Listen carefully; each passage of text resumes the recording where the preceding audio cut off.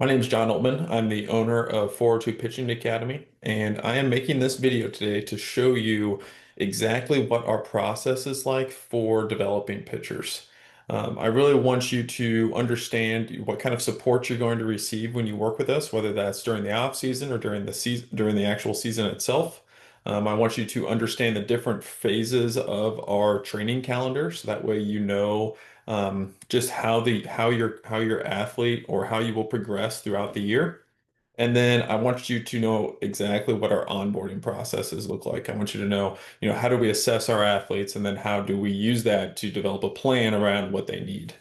The goal here really is to just educate you as much as possible on our process, mostly because I want you to feel really good about understanding our philosophy and how we go about training pitchers. That will not only help us just really dial in whether or not we're a good fit to work together, but I just want you to feel as educated as possible about who we are and how we operate and how we train and what our philosophy is. So with that, let's dig in.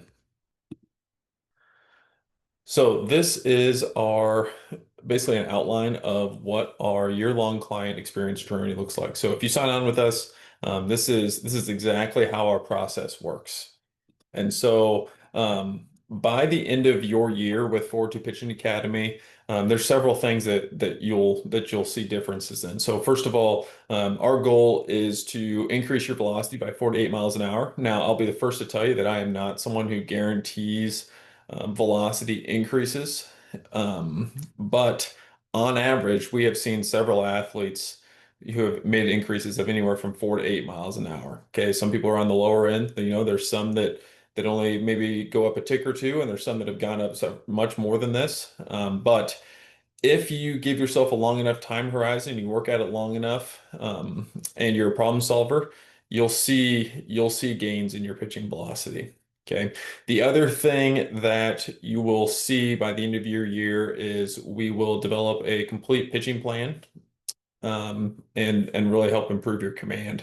So it's not so much that we're just trying to throw harder. Obviously, we're trying to compete and get outs. And so our goal is to devise and optimize a pitching plan that actually will help you see results on the field. Okay, because the on-field results are really what matter to us most. And so not only is that throwing harder, but also the command and pitchability side. Third, we will help you master your mental game and handle pressure situations, right? It's great if you can throw hard. It's great if you can execute with command, but we need to be able to do it when the bullets are flying, the lights are turned on. And so the mental game is a huge piece is a huge piece of the pie for us. And we think that it's neglected in a lot of pitching programs. And so we spend a lot of time talking about the mental game, how to handle pressure situations, how to respond to adversity, and how to compete really in all aspects of the game, no matter what the situation is. We will have you game ready by the time the season rolls around, and we want to make sure that you're prepared for whatever that next level is for you. So whether that's a middle schooler who's preparing for high school baseball, whether you're a freshman getting ready for, the JV level, if you're a JV player getting ready for varsity getting ready for college, or a college player getting ready for professional baseball, our job is to make sure that you're prepared for whatever that level might be. And then lastly, we want to help you build lasting habits for long-term success, right? There is no such thing as an overnight success. To be an overnight success, it takes a long time, and pitching development is no different than that. And so we really want to help you set the foundation for long-term success, whether that's in baseball, or in life. It really doesn't matter. The principles of success are the same. And so if we can start to help you build the foundation for becoming a better person, for establishing habits and routines that will help you progress not only as an athlete but as a person, then we're doing our job as trainers and coaches.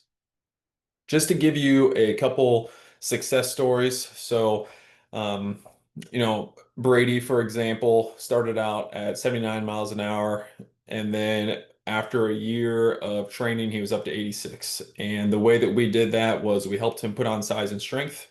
He needed to put on weight, and not only just put on weight, but he needed to put on good weight. So we tracked his nutrition. He had some limitations in his hips and shoulders in terms of range of motion, and so we improved that by giving him a mobility plan. Brady also played football and basketball, and so we helped him, navigate his throwing around his football and basketball schedule, which can be really, really tough to do, right? Football, obviously, it's pretty easy to find a rhythm around that because they only play once a week. Basketball's a little bit different because you have multiple games throughout the week. You're constantly practicing, you're running. It's harder to put on weight that way. But we're really able to individualize what Brady needed. Through our app in order to help him continue to see progress. And from as a result, he's had interest from several college coaches in the area, which is really cool and really exciting for Brady. And I'm excited to see him continue to progress. Grayson Wallace, kind of very, very similar. Started out at about 80 miles an hour, and now he's up to 88, kind of over that same time frame. Okay, again, for him, he really needed the nutrition and the mobility piece. He also made some pretty major strength and size improvements, just putting on overall muscle mass and then just getting stronger overall helped him make some pretty significant adjust or improvements. And so, obviously there is the programming that we can do to help him with the size and strength. And then obviously the discipline that we can help him with, that we helped him with, just staying dedicated to his nutrition, staying dedicated to his mobility work, some of those things that aren't as exciting, but just as necessary. Grayson did an awesome job with that. And obviously he is reaping the benefits, right? His ERA throughout the season was 1.5, which is really good, and he's getting tons of interest from college coaches. I think he was up to 6 or 7 coaches that he had been talking to throughout the summer. We have Pierce Wagstaff, very similar journey or similar increase in velocity over actually a little bit of a shorter time span. So from October to March, he gained 8 miles an hour in the outfield. He's actually primarily an outfielder, not so much a pitcher. But really for him, he was just super tight, especially in his shoulders. And we opened up some range of motion in his chest after looking at his assessment, gave him a mobility plan, and also worked out a custom throwing program around his basketball season. And he made a pretty significant gain in a short amount of time, which I won't say that happens for everyone. No one, I won't sit here and say, oh, I'll get you up 8 miles an hour in 5 months. It just happened to work out that way for him. So some people are on a little bit of a shorter time horizon and see gains really fast. And now he's obviously going to be a little bit harder for him to make the next jump, which is fine. And then some guys, it takes a little bit longer. It's a little bit more of a slow cooked type situation.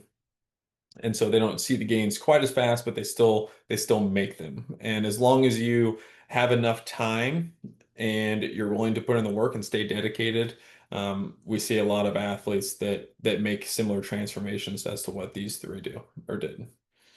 Another one, Cam Maloney, and I just put this in there because the mental game is a huge, huge piece for me.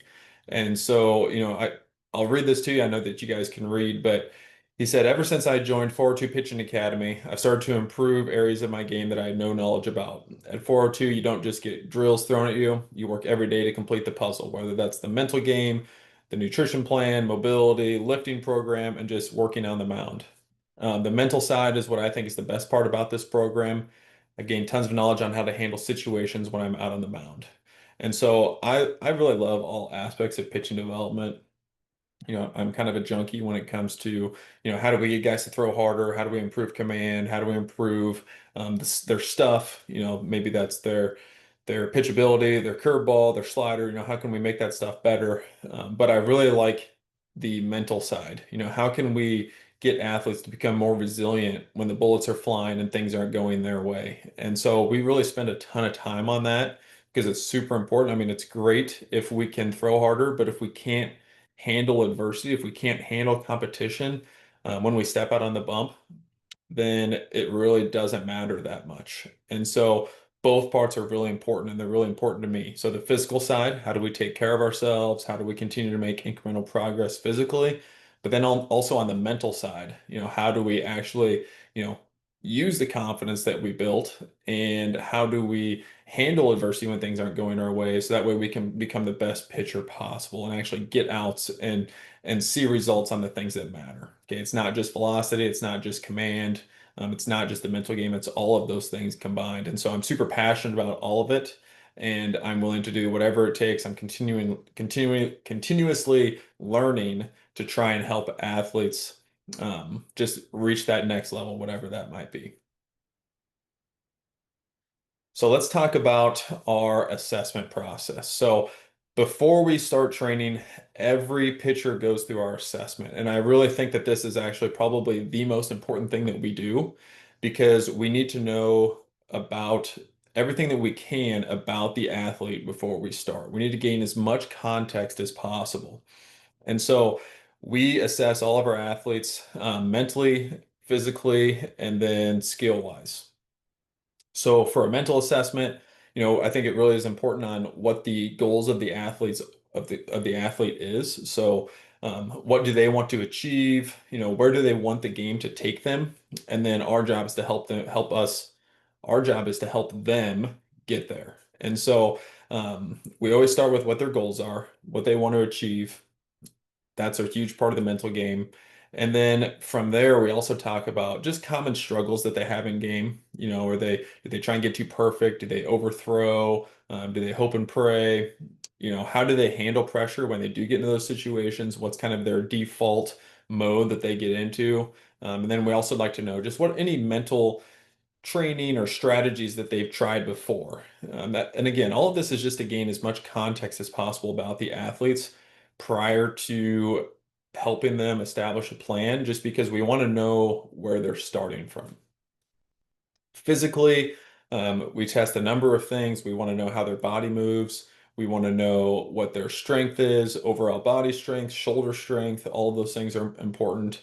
We want to know their range of motion and their flexibility. So we test basically everything from ankles to head. So ankles, hips, hamstrings, hip flexors, um, movement through their spine, their shoulders. All of that stuff's really important, and it gives us a little bit of an idea of how they move, maybe what kind of mechanics they'll have, what kind of mechanics are best for them, because not all mechanics are the same. Not everyone throws the same. And so that physical part or understanding their body and maybe what physical limitations they might have or physical capacity they might have is really important. And then lastly, we like to know, if they had any past injuries that they're dealing with, any limitations, anything that might be just any helpful context for us that might change or alter the way that they throw. And then lastly, we have a skill assessment. So obviously we look at video of their pitching mechanics to give them an analysis. We look at their current velocity and command. We look at what pitches they throw, and then we use all that to figure out what areas need improvement, just skill wise. So maybe we need to improve depth on our curveball. Maybe we need to fix some efficiency issues with our fastball. Maybe we need to change how we're moving a little bit on the mound in order to optimize efficiency. So all those things matter. The command obviously matters, the velocity matters, and we really want to see, okay, how can we make sure that this athlete knows how to move in the most efficient way possible to take stress off their arm and throw as hard as possible, have the best command possible, and then ultimately get outs because the results on the field are what matter most. How do we measure this? So obviously we have our check-ins during training. We'll take athletes through our assessment process several times just to see if they are actually improving. So it's a test and retest model. So we test them, we give them a plan, we test them again to see if we're seeing improvement, and then we make any adjustments that we need to from there. Obviously, we look at video, we track data. We just want to make sure that the athlete is actually making improvements. This isn't something we're just give them a plan and say, okay, well, I hope it works. No, we want to actually um, test them, plan, retest. And not only does that, ensure that, I mean, really, it's about the athlete making sure they're making improvements. And so it helps us know that what we're doing is working. And sometimes, there's moments where when you test and retest and you realize, oh, that actually didn't work. We actually didn't make the improvements that we want. But even if that's the case, we're still learning. And so that's where the long-term development piece comes in because sometimes the plan doesn't go the way that we anticipated it did. And so that's where we can make adjustments. We learned, oh, this actually doesn't work for this athlete. We're going to try something else. We're going to pivot, and then we'll go through that same process again. We'll test and retest. So how does this system work? So once again, we talked about our assessment process, but really, for me, it comes down to four things, and I call this the heat development system. So we develop pitchers through or by developing habits, developing the engine that they need to throw hard, by developing an attitude they need to compete, and then through teamwork. So habits, as it kind of says, it's just the daily routines that create success. So every athlete knows exactly what they need to do each day in order to progress forward. And really, those are just becoming, we're trying to create a system for them or a system of habits that help them make incremental process or progress every single day. Obviously, we need to make sure that we have the horsepower necessary to throw hard and to move well and to move with efficiency. And so that's where the physical strength and power for velocity and then arm health come in. So the building the engine is a big piece. I mean, you'll notice in those testimonials that I gave earlier, a lot of it was just putting on the size and the strength and staying dedicated to their nutrition. And that's what really helped them make their progress. We have attitude for for our third pillar. And again, that's the mental resilience needed for competition, right? We're not just trying to help guys become facility warriors where they are really good in the facility or really good in practice. We actually want to take this stuff and transfer it to the game. And part of transfer is having the attitude and the mental resilience to go out and compete despite any circumstances. And so again, the mental game is super important. And then the last pillar is teamwork. And teamwork is really about just providing a support network for the athlete's development.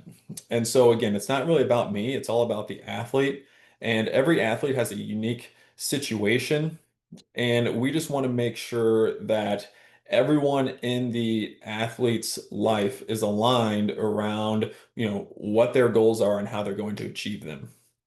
So, you know, other people that are going to be having influence on the athlete is the parents, friends, their high school coaches, any other coaches they might be working with, whether that's maybe other specialized strength coaches or other sports, right? There's a lot of people that are in these athletes' ears, and we want to make sure that everyone's aligned. And so I really stress communication between, especially parents, high school coaches, other coaches they might be working with, and just making sure that what we do is a supplement to the other things that they might have to or they might be responsible for, or to put it another way, like the other things that they um, are going to be held accountable to. So what I mean by that is, a lot of these athletes, if you're in high school, for example, a lot of these athletes are going to be required to do their high school lifting.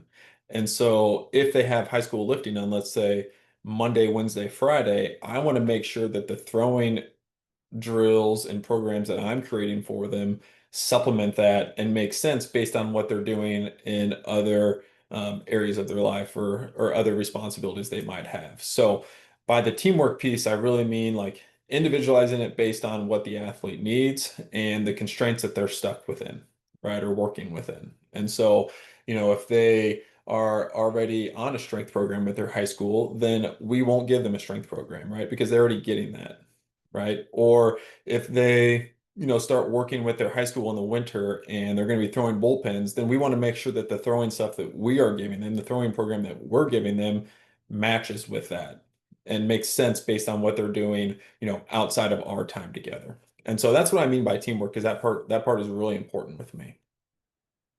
In terms of like when to join, and there's really no like time that's off limits for joining. The way that I have it set up is I'll take you through the assessment regardless of when you join, and then we'll place you in a phase of training that makes sense based on where you're at readiness wise, and then where we're at in terms of the season or the off season. And so just so you're prepared in terms of, what training time looks like and how this all works together, we really will work around your schedule. So the way that I have our app set up is I can customize things based on your unique situation. So for strength training, obviously some people will need it, some people don't because they get it at school. Typically that lasts about an hour. Okay, I don't necessarily want to crush you. I know people have lots of other things going on. And so strength training workouts are typically about an hour. Almost every athlete's going to be on some sort of daily mobility plan, whether that is to make improvements or for maintenance purposes. And those are typically anywhere from 5 to 20 minutes, depending on what you need. And then obviously we have our throwing sessions that just vary depending on the phase and the goals, right? So some athletes, it'll take a little bit longer when they're on like a high intent throwing day or a bullpen day. Some days it's a little bit shorter if you're on a low intent day or an off day. But again, it's completely flexible. And so I can adapt our program to whatever your situation is, whether that's school workouts, team workouts, or other sports. Okay, and so we can adjust time, we can be flexible with your weekly routine. It really just comes down to you communicating to me what your constraints are, and then us modifying training based on what those constraints might be. Okay. Let's talk about timing in terms of, when it makes sense to join. So proper preparation prevents injury. And so every athlete, in my opinion, needs some sort of foundational work, right? We customize our plan based on your training history and what your goals are, but your body has to be ready for each phase. So the way that I look at the off season is we have kind of our early off season phase, we have our later off season phase, and then we have our in season phase. The early phase in the off season is more about building the foundation, making sure that our body is prepared for the high intensity work that we'll do later, right? Later phases are going to be more of like your velocity based training, building up volume on the mound for bullpens, and really getting ready for competition. And so if we don't set the foundation with the early phases first, then we won't be prepared for the later phases. So just understand that you can join anytime, and that's important. But we're going to put you in a phase that makes sense based on your conditioning and based on the calendar, right? And so if we skip prep phases, sometimes that can put us at risk if we jump straight into a velocity phase. So I'll have athletes that want to join and they're like, well, can I jump straight into some sort of velocity phase or jump straight onto the mound. And really that doesn't make sense if they haven't built the work capacity prior to that. And so whenever you join is fine. Just understand that that's what our assessment process is for. We do have the mental assessment, we have the skill assessment, but then the physical assessment will tell us, what is our body prepared for, and maybe what factors do we need to work on prior to going into a high intent phase. And so just understand that all that information matters to us and that we're not just a velocity program, but we're also not a velocity program, if that makes sense. And we want to make sure that you get put into the right position so that way you're as prepared as possible to compete um, without increasing your risk of injury, right? I'm not going to sit here and guarantee that we can keep you from getting hurt, but we want to try and mitigate that risk as much as possible. And so we want to just make sure that we can put you in the right phase based on your condition and make sure that you're prepared as possible for um, any type of training that you might need. So what do these phases look like? So phase one is kind of the early off season, August to October. This really is about restoring our body coming off the season and then building the foundation for the upcoming off season and the higher intent phases of the off season. So physically, we want to recover a little bit. We'll do some foundational lifting, making sure that our joints and tissues are being restored. We'll do a lot of soft tissue work and mobility just to kind of restore ranges of motion that can be affected throughout the season. And we just really want to make sure that our body is bouncing back. Now, this doesn't mean a complete shutdown, so we're not doing nothing for 3 weeks. We're just being smart about how we program things so that way our body can recover. Once we get through that, then we move into a size and strength phase. Now, not everyone needs this, but for the majority of athletes, especially in high school, they still need to continue to get stronger and bigger. And so we'll take care of a lot of that, in the early off season. And so that's why it's important to really get started on it right away, right? We don't want to take time off when we only have so much time to prepare each year.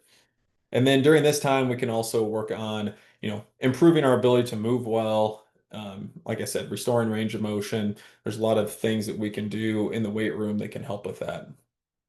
In terms of skill development, everyone's philosophy on throwing is a little bit different.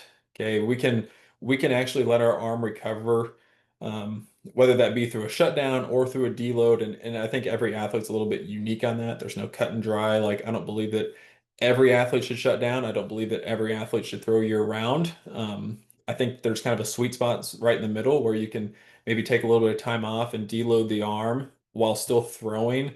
But also giving it the opportunity to recover and breathe a little bit after a long season. So skill wise, we'll do some video analysis. We'll focus on quality movement, maybe making some mechanical changes, but we're really keeping the throwing, at a lower intensity to let our arm and body recover a little bit. Obviously, during this time of the year, we do have some in-person training opportunities that are available as well if you're local. On the mental side, a lot of it is looking back at the season, reflecting on the season, and seeing, what went well, what didn't go well, what can we improve on, and then setting goals for the next season. And then the other big thing that we'll hit on a lot this time of year is just time management. Students go back to school. Okay, they have a lot of demands on their time. Maybe they're starting to play other sports. And so helping them manage all of that time and understand, where their focus needs to be during this time of the year is really important. Okay, you can see obviously this time of the year it's going to be more strength based, a little bit less on the throwing side. They'll have their daily mobility. And then every week, and this is year round, we host group video calls. These are on Zoom, typically on Sunday or Monday nights. And we just cover, whatever important information that it is that they need. And we'll talk more about this later, but a lot of times at this time of the year, it's goal setting, it's time management, it's nutrition. At the end of this early off-season phase, you'll be physically recovered. You'll have a clear development plan going into the off-season, and you'll be ready for a more power phase, which is the second phase of our off-season. So phase two, this is more of kind of that October to December range. We are looking at building power and velocity. So physically, we're still putting on muscle, but now we're starting to incorporate more of the power side of the equation. And so explosive training in all directions, that's rotationally and linearly, a lot more medicine ball work, and really just trying to figure out how to develop or apply force quickly, because that's really important for velocity development on the mound. And again, we're trying to keep our muscle and continue to add muscle and build explosiveness. So still pretty heavy on the strength training. The throwing side starts to pick up a little bit. So now we are starting to incorporate more velocity-based training for our athletes and really trying to teach them how to move fast, throw harder, and throw with intent. We'll also have some mechanical adjustments that we'll make during this phase two, just through their individualized drill work. Okay, on the mental side, okay, we're still reviewing our goals, making sure that, think our actions are aligned with what we want to achieve. We'll make adjustments if we need to. And then it's a lot of education on sleep, nutrition, stress, time management, just because those are kind of the big things that athletes are dealing with this time of year. We'll even talk about just training principles and just helping them understand their body, and that way they can continue to really become their own best coach. We'll do some breathing and yoga type stuff as well during this time of the season or off season. Again, this is where things kind of get a little bit more hot and heavy. So strength workouts we're getting after it, and then now we're starting to get more after the high intensity throwing part too. And so this is where the nutrition and sleep and recovery get really, really important. Obviously, they'll have their daily mobility and recovery, and then we'll continue with our group video calls just to talk about, important information during that time of the year, and just really make sure that we're continuing to educate them on our process and what they need in order to be successful. And again, there are in-person training opportunities this time of year as well, and we'll get into that. Okay, during this time, what you'll achieve during this kind of quarter or phase, if you will, is hopefully some major velocity and power gains. We're going to really be dialed in on our self-care habits because we need to be recovered, and we'll start to prepare our bodies for the competition phase or competition prep phase. And so that's phase three, which is more of the later off season, or January and February. Now we're starting to get ready for actual competition because the season starts for most of us in late February, early March. And so now it's about maintaining power and throwing and keeping our strength gains. And so we're more of a maintenance phase for that. But we are going to make sure that we, build up more of the throwing volume side of things. And so our strength training will come down just a little bit, and the throwing volume will continue to tick up, right? Because we're trying to gradually prepare our bodies for that beginning of the season. And so on the skill side, now we're starting to build up mound volume. We're getting into more of the actual pitching side of things. So making sure that our pitches are moving well, that we're throwing pitches that make sense for our body and make sense for how we throw. We'll start to get more into actual sequencing, understanding, how do we attack hitters. We'll talk about obviously command if our athletes need that. So we'll work on, how do we command the strike zone? How do we command throwing even two strike pitches versus, a 2-0 pitch or an 0-0 pitch, right? And then we'll get into practicing pressure situations. So the skill side in January and February starts to look a lot more like regular pitching, right? Because now at this point in the season, it's like, okay, we need to prepare to get outs. And so that's where a lot of mound work comes in terms of designing, sequencing, making sure that our command is dialed in, and then making sure that we can start to handle some pressure situations that we were more prepared when the season kicks in. On the mental side, obviously we'll continue with our kind of goal setting process. And then we'll start to get a lot into routine development, whether that's pregame, between innings. We'll talk a lot about self-talk and how do we manage that? How do we find self-talk that's productive for us? And then how do we handle pressure situations or challenges as they arise on the field? This time of the year, it's less strength and more of the throwing side of the equation. Obviously, they still have their daily mobility and recovery.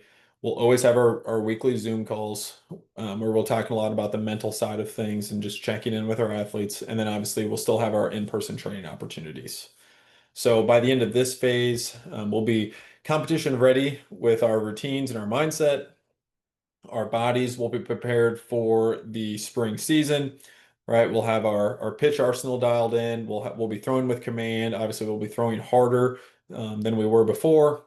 And really, we're just trying to prepare athletes for season success, right? We don't want them just walk into the season saying, "Oh yeah, I'm throwing harder. My curveball moves a ton."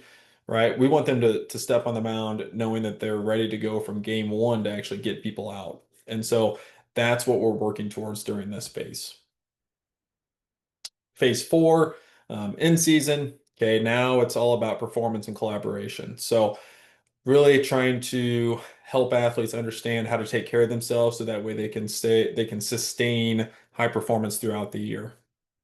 So for some, that's making sure that they're staying diligent with their strength training, right? So we can give them an in-season strength training program that supplements their work on the field, making sure that they're performing at a high level. Obviously, they'll still have their daily mobility. They'll have their arm care routines to just try and um, keep them as healthy as we can. Obviously, we'll help them manage their throwing workload. A lot of athletes don't know like how hard or how much to throw throughout the week as they prepare for starts or prepare for outings. And so we'll help them manage that and just educate them on that process. And then obviously we'll help them optimize their recovery between games. On the skill side, athletes, in season, we want to help athletes maintain their mechanics from game to game. And so I'll have athletes send in their video analysis after games, and we'll just take a look and make sure that they're continue to move well. We can help them make adjustments if they start to deviate from mechanics that we worked on in the off season. We'll help them optimize their bullpen sessions and then make adjustments. And so we'll talk a ton about, okay, how does it make sense? How do we make adjustments in game? Are there drills that we need to incorporate into our routines to make sure that we're moving well, right? Is there anything that we see on video, that might be hurting performance mechanically. And so that's what the skill side looks like. Or even if there's questions, like I'll have athletes like, hey, I'm struggling with my changeup right now, or I'm struggling with my curveball. What's some adjustments we can make? And we can talk through all of those things on the skill side, even in season, making sure that athletes are still continuing to perform at a high level. On the mental side, this is probably the biggest piece of the puzzle in season. So obviously we have weekly goal reviews and adjustments. So we're making sure that, they're continuing to work towards their goals even in season, helping them review and reflect on outings. So that way they can make adjustment for their next outing. We want to hold them accountable to their routines, whether that's between outings or before a start or before an outing or between pitches or even between innings.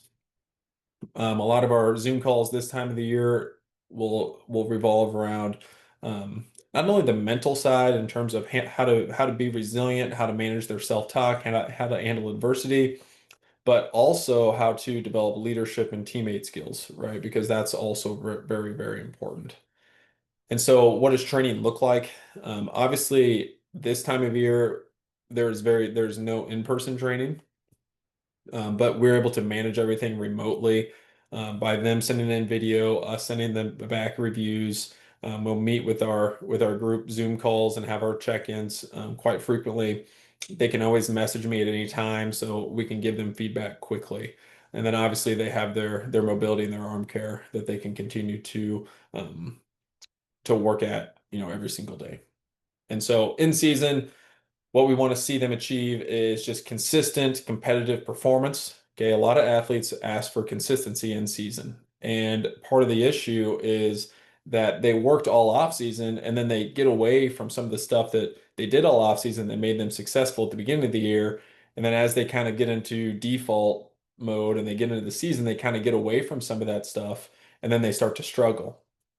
And so the ability for us to check in regularly, host our Zoom calls, review mechanics and review their video is we can help them find that consistency and hold them accountable to their drill work, provide tips and things and adjustments that they can make, from outing to outing that will help them stay more consistent.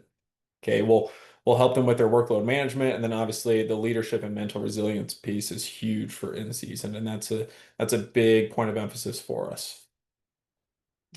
Just as a bonus, I wouldn't even say that this is a bonus, but in summer and fall, everyone's schedules change a little bit. Some people continue to play for their high school team. Some of us are playing for like a club team.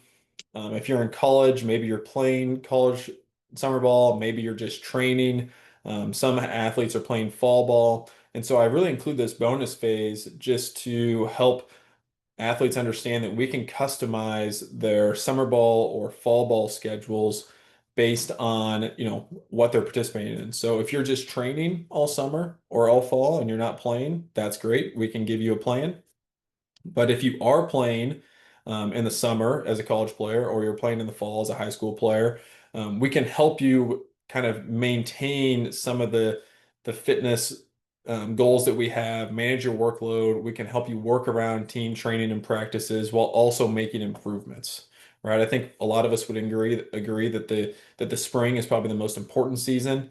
The summer is still very important, especially in high school and really in college, I should say. Like the summer is still very, very important. But in some cases, we don't necessarily want to trade competition for development. And so everyone's situation is a little bit unique in that case. And so I really use this bonus phase to help people understand that if we look at your goals and figure out what you want to achieve, we can really customize things based on whatever it is that you're looking to get out of it. And so, this time of the year, we still have all those core elements with the physical, the skill, and the mental side of things. And then obviously the in-person training is still at play in the summer if you're local to the area. So year round, what does support look like? Every week we have our group video calls. And so that really is just based on time of year. So like I said, it's everything from mental game to understanding our bodies and education on self-care and recovery to sometimes we have guest speakers come in. So we've had college coaches come in before. We've had professional players, college players come in and give their advice and guidance. And so um, we've had, actually, to add one more thing, we've had, my wife's a yoga instructor and she's done yoga sessions during those calls before. So a lot of different just education that can occur during those, which is really good. Obviously, you have ongoing mechanical feedback through video analysis. You have your daily plan that's individualized to you, whether that's arm care, strength, recovery, mobility, throwing protocols. All those things are given to you through our app. You have 24/7 communication from me. I can see what you're doing on the app to know like how are you actually doing your workouts or not. And then, like I said, you can communicate with me if you have any questions on it. And then we have our technology platform that you have a 24/7 access to, or 365 year-round access to. And that really helps us track our progress. It's what we use to deliver our program. And so, in case you have any questions on what our training app looks like, really everything that you need will go through that. Your daily schedule will be on there. So your complete training plan from all of these things that we covered, arm care, strength, recovery, mobility, throwing, it's all in there. It'll be just like a daily to-do list essentially. Your communication with me will be on there. So you can just send me a message through the chat feature, and then it's really easy for me to get back to you that way. Performance tracking, so all of the data that we collect, whether that's velocity and strength or nutrition, will be through it. And then we can also do video analysis. So whether that's videoing your mechanics or even doing your mobility and movement screens assessments, all that can be done through the app, and we can use all of that to track and measure progress, which is really important. Again, everything that we do is test and retest, right? So we test, we develop a plan, and then we retest to make sure that it's working. And so our training app really allows us to do that.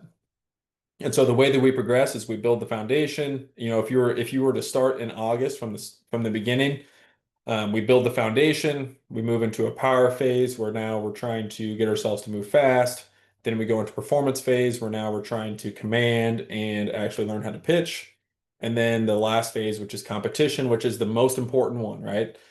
We don't just train to be a facility warrior. We train because we want to get people out. We want to be successful. We want to play at the highest level possible. It's fun to compete. And so everything that we do builds us to phase 4, right? And my goal is to not just, take you through these first 3. A lot of coaches take you through the first 3 in the off season and then they turn you loose for phase 4. But really, in my opinion, phase 4 is the most important one, right? You get to the season and then now you don't have any support anymore, and then you're not sure where to go or what to do. And so my job is just to be your guide and to help you navigate not only all of this throughout the off season, but then help you navigate in season, which is the most important part, right? And be prepared for competition. So what does the process look like when you actually get started? So obviously the first thing is step 1. Once you sign up, you complete the assessment. That helps us know, where you're at mentally, physical, skill wise. We've talked about that a little bit. What's your current level? What are your goals? And then we use that to customize your program. So we want to put you in the right phase based on your assessment. Okay, we start to build out your training plan. We set your timelines and we use your goals and the amount of time that we have in the off season to make a plan that makes the most sense for you, right? And then we also integrate that with your current commitments, whether that's school lifting or another sport or, like I said, football or basketball or whatever it is that you have going on in your life, right? Because sometimes we're more than just baseball players, which is great. We just want to make sure that the plan that we put in place makes sense based on your other commitments. And then once that, we just start training, right? We put your plan together, we start your training, and then we continue to communicate and make adjustments, and we track and we retest to make sure that we're moving in the right direction, right? I don't want this to be something where talk to me a lot at the beginning and you just we give you your plan and then we turn you loose and you never hear from me again, right? We want it to be an ongoing process where we're working together, we're problem solving, right? It's not going to be just this straight line of of seeing gains, right? It's going to be have some ups and downs. It's not going to always go perfectly.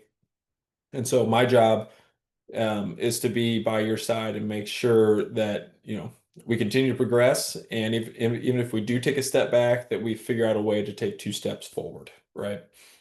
And so again, what's always included, I talked about this, but it's the physical skill and mental development, okay, video analysis, group support, progress reports, plan adjustments. Obviously, you have the technology platform that we'll use to house all of it, and then really just complete flexibility for your unique situation. And so by the end of it, I would expect you to see major strength and power improvements. Injury prevention, again, we can't prevent all injury, but we can mitigate that risk. Anywhere from, I said 4 to 8 earlier. I would hope, we have 5 to 8 here, but making a velocity increase, improvement in command, mechanical efficiency, and then mentally, we want to be able to handle pressure situations. We want to be better leaders. We want to create habits that will serve you for baseball, not only for baseball, but for a lifetime, right? And then really we want to develop confidence for you on the mound. So that way when you step on the mound, you're prepared, you can get the job done. Because if you know you're prepared, you can get the job done, you probably will, right? And so I think the best way to start, now some of you probably have already gone through the video analysis, the complimentary video analysis that I offer. If you haven't, I think the best thing that you can do is to go through that with me and just think of it like a bit of a preview for what working like together, or what it could look like for us to work together, right? So I'll break down your mechanics. I'll identify areas of improvement. We'll kind of talk through how our assessment process works. And then from there, we can also talk about, what would it look like for us to train together, right? And we can talk about pricing, in-person training, and we can answer any questions that you might have after watching this video. But I think the best way for any athlete to start that's interested in training is to go through our free analysis, and then from there we can kind of piece together what a plan might look like, answer any questions, and then we can get started on training. So again, kind of finish with a little bit of quote here, but my job and our goal is to meet you where you're at and take you where you want to go. And so it's systematic. It's not just something that's thrown together. And we really look at everything from the physical side to the skill side to the mental development side. And we really want to take you from like I said, from where you're at currently to whatever it is that your goals are. And so that's my passion, and that's the process that our program follows. And if you have any questions, don't hesitate to reach out, and I look forward to hearing from you.